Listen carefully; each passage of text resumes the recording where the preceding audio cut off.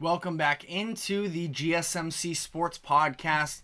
We are now headed into our third segment of the day, and I want to look ahead to the upcoming weekend ahead for the NBA playoffs. We will briefly start off here with the games that are going to be taking place tonight between the Chicago Bulls and Miami Heat in the Eastern Conference fighting for the 8th seed, and the Sacramento Kings and New Orleans Pelicans in the Western Conference. So, brief thoughts here before actually getting into the postseason. As things currently stand, Jimmy Butler and Terry Rozier have both been ruled out for Miami, which does have a lot of people sort of leaning in the direction of the Heat. They are 1.5-point favorites, but I feel like the Bulls are in a very intriguing spot here where we've seen with them really all season. They win games they're not supposed to, and they lose games they're not supposed to. The inconsistency with them has been a real storyline, and this is a make or break moment for a lot of players on this team. Now, in terms of their sort of injury report, because of what we saw happen on Wednesday as well, where Alex Caruso ended up getting his foot stepped on by Andre Drummond as the two just collided at half court. He ended up missing the majority of that game. He is cleared to play. Now, to what level is he going to be available? I don't know necessarily if it is the same foot. It's being listed as an ankle injury, but I don't know if it's the same foot that he was dealing with to end the regular season or not. What level is he necessarily going to be able to play out there?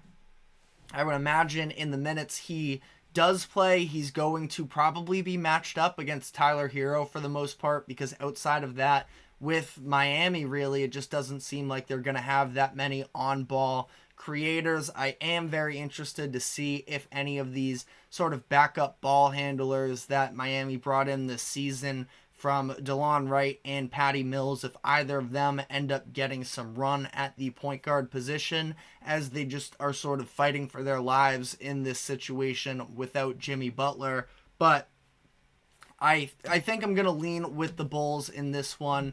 But again, any Bulls game really does feel like a coin toss to me.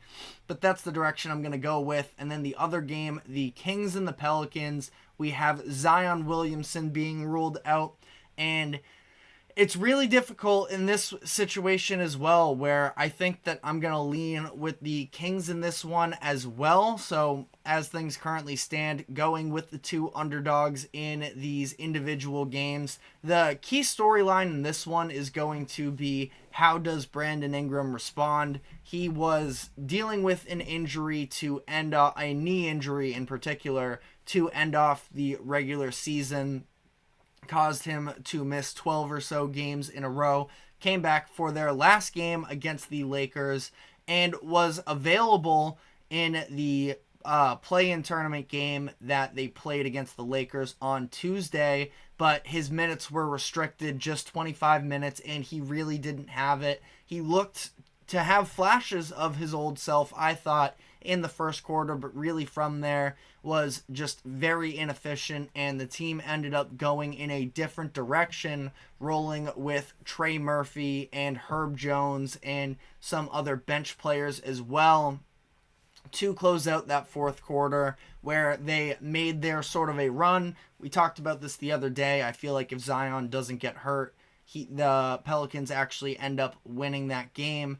But either way, Ingram is going to be the guy to watch in this type of game, and really going forward here, because the winner of this game is going to get the Oklahoma City Thunder in the Western Conference. I don't know if we have an exact timetable on Zion Williamson just yet. If he were to be available, I do think that that could actually be a very interesting 1 versus 8 seeded matchup, even if he came back halfway through the season. The Pelicans have size, they're physical. That is sort of the antithesis of the Oklahoma City Thunder, who are a very talented team, and a lot of people are sort of looking down on. I saw Shannon Sharp the other day call them the worst number 1 seed in recent history. I don't know about going that far. I feel like we've seen some other teams. You look at the Atlanta Hawks team that was in the mid 2000s, the Boston Celtics team that won just 52 games, that ended up making the Eastern Conference Finals, but was steamrolled by the LeBron-led Cavaliers in the conference finals that year. And, I just feel like the amount of talent that is on this Oklahoma City team is just totally just flying over a lot of people's heads right now. And that being said, I do feel like the Pelicans could be an interesting matchup there in the first round. I don't know quite as much about the Kings, but you gotta love the Kings just for the story that they are. They're easy to root for sure. But as for the series that we actually have in front of us, we have 6 that are set in stone between the 4-5 matchups in each conference of Orlando and Cleveland. We have Dallas and LA in the Western Conference. We have Phoenix and Minnesota in the West. We have Philadelphia and New York in the East, and we have Denver, LA, Indiana, Milwaukee. That was a very strange order I just went in, but it was also, I'm reading off of DraftKings here because I wanted to sort of look at the odds. An interesting trend here in the betting series is the fact that we have 6 of these rolled out currently that are available, and in 3 of the series we actually have the lower seeded team being favored. Phoenix Suns as the 6th seed, the Dallas Mavericks as a 5 seed, and the Indiana Pacers, who have now overtaken the Bucks in terms of betting favorites. They are the 6th seed in the East. Plus we have the even odds matchup between the 76ers and the Knicks. So very interesting how Vegas at least sees these types of matchups. And again, these are season, the series odds, not individual games. So there are sure to be some moving pieces. I'm sure the injury news surrounding both Giannis Antetokounmpo and around Kawhi Leonard could definitely end up shifting the odds here. But I guess we will start with the games on Saturday, where we have the Magic and the Cavs tipping off at first. With that series, I do think it's interesting because the Cavs are pretty significant favorites, the second highest odds favorites of the lines that are currently available. Now, I feel like the Celtics versus whoever they end up playing will probably be greater, and we'll see about Oklahoma City and New Orleans. But this Magic team is very interesting, and I feel like Cleveland has a lot of pressure that's sort of sneakily following them, where they're not the biggest market team, so they don't necessarily get talked about in the same light as some of these other franchises that have pressure surrounding them. But the looming Donovan Mitchell question of, can they make it work with him and Darius Garland? If things don't work, does Donovan Mitchell even want to be there? JB Bickerstaff, their head coach, after getting embarrassed by the Knicks last year in the first round, they probably have Bickerstaff, that is, probably is out of a job if they lose early in the playoffs this year. I think there's also a question surrounding both Jarrett Allen and Evan Mobley. Can they play together? 2 defensive big men that can't really space the floor out. That was exposed last year. Now they're playing a Magic team who don't necessarily, on that other side of the ball, they're not going to make Cleveland pay quite as much in terms of the game being a little more physical and inside the paint. Magic aren't a very good three-point shooting team themselves, so that does sort of go in favor of Cleveland, and I am riding with the Cavaliers in this one as well. But just saying that there is sort of an underrated pressure that surrounds this Cleveland team for the upcoming playoffs.